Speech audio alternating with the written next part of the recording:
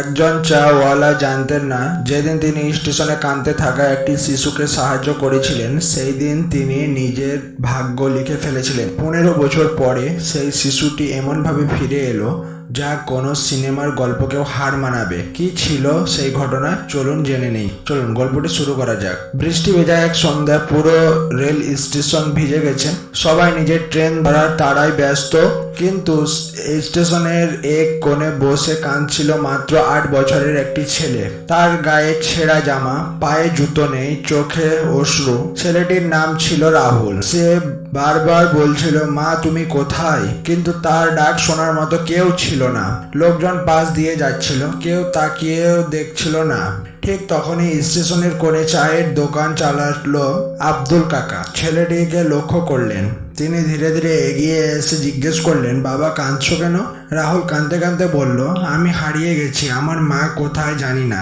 আব্দুল কাকা নিজের দোকান বন্ধ করে তাকে গরম চা, এক গ্লাস দুধ আর 2টি বিস্কিট এনে দিলেন। ছেলেটি অনেকক্ষণ পর প্রথমবারের মতো হাসলো। সেই হাসি দেখে আব্দুল কাকার চোখেও জল চলে এলো। কারণ কয়েক বছর আগে তিনি নিজের একমাত্র ছেলেকে অসুস্থতার কারণে হারিয়েছিলেন। তিনি ভাবলেন, আজ যদি আমার ছেলে বেঁচে থাকতো তাহলে হয়তো এই বয়স হতো। তিনি স্টেশন মাস্টারকে খবর দিলেন। পুলিশ এলো। অনেক খোঁজাখুঁজির পরও রাহুলের পরিবারের কাউকে পাওয়া গেল না। দিন কেটে গেল, মাস কেটে গেল, কেউ আর রাহুলকে নিতে এলো না। অবশেষে আইনের অনুমতি নিয়ে আব্দুল কাকা ছেলেটিকে নিজের কাছে রাখলেন। তিনি ধনী ছিলেন না। সারাদিন চা বিক্রি করে যা আয় হতো তাই দিয়ে দুজনের সংসার চলতো। কিন্তু কখনো রাহুলকে বুঝতে দেয়নি যে তার বাবা গরিব। নিজে পুরোনো কাপড় পরলেও ছেলেটির জন্য নতুন জামা কিনত।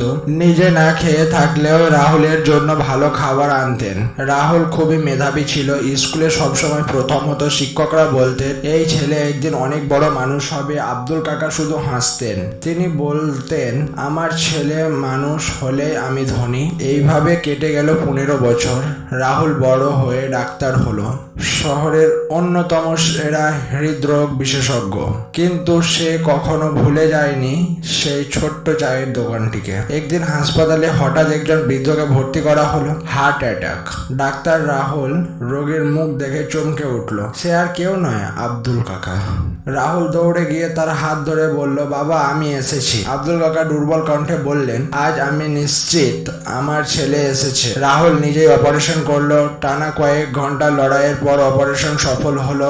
কয়েকদিন পরে আব্দুল কাকা সুস্থ হয়ে বাড়ি ফিরলেন। তিনি ভেবেছিলেন সব আগের মতোই থাকবে, কিন্তু স্টেশনে এসে দেখলেন তার ছোট্ট চায়ের দোকানটি নেই। সেখানে তৈরি হয়েছে একটি সুন্দর ভবন, বড় করে লেখা আব্দুল মানব সেবা ট্রাস্ট। নিচে লেখা, যে মানুষ একদিন আমাকে আশ্রয় দিয়েছিল আজ তার নামে এই প্রতিষ্ঠান। এখানে গরিব মানুষ সম্পূর্ণ বিনামূল্যে চিকিৎসা ও খাবার পাবে। আব্দুল কাকা অবাক হয়ে দাঁড়িয়ে রইল। ঠিক তখনই রাহুল এসে তার হাতে একটি চাবি দিল। বলল, বাবা বাবা তুমি আমাকে জীবন দিয়েছিলে, আজ থেকে এই ট্রাস্ট তোমার। আব্দুল কাকার চোখ বেয়ে অঝরে জল পড়তে লাগলো। তিনি বললেন, আমি তো শুধু একজন ক্ষুধার্ত শিশুকে 2টো বিস্কিট খাইয়েছিলাম। রাহুল হাসলো, বলল, না বাবা, তুমি আমাকে শুধু বিস্কুটই দাওনি, তুমি আমাকে নতুন জীবন দিয়েছিলে। চারপাশে উপস্থিত সবাই হাততালি দিতে লাগলো। অনেকের চোখ ভিজে গেল। সেদিন সবাই বুঝেছিল একটি ছোট দয়া কখনো ছোট হয় না।